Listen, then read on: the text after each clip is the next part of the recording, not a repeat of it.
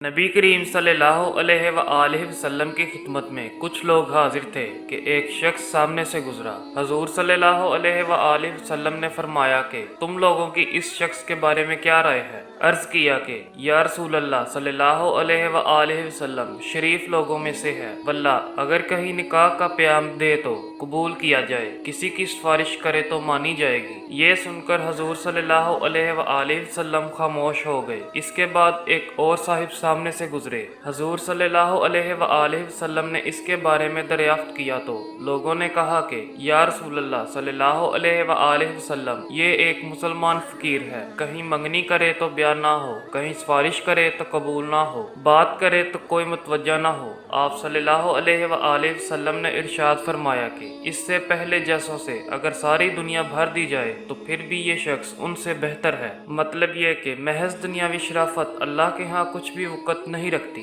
एक मुसलमान फकीर जिसकी दुनिया में कोई भी वक़्त ना हो, इसकी बात कहीं भी सुनी ना जाती हो, अल्लाह के नज़दीक सैकड़ों उन शुरफा से बेहतर है जिनकी बात दुनिया में बड़ी वक़्त से देखी जाती है और हर शख्स उसकी बात सुनने और मानने को तैयार हो, लेकिन अल्लाह के यहाँ उसकी कोई वक़्त ना हो। दुनिया का क़याम ही अल्लाह वालों की बरकत से है। ये तो हदीस में भी मौजूद है कि जिस दिन दुनिया में अल्लाह का नाम लेने वाला ना रहेगा, क़यामत आ जाएगी और दुनिया का वजूद ही ख़त्म हो जाएगा। अल्लाह पाक के नाम की ये बरकत है कि ये दुनिया का सारा निज़ाम कायम है। जज़ाकल्लाह।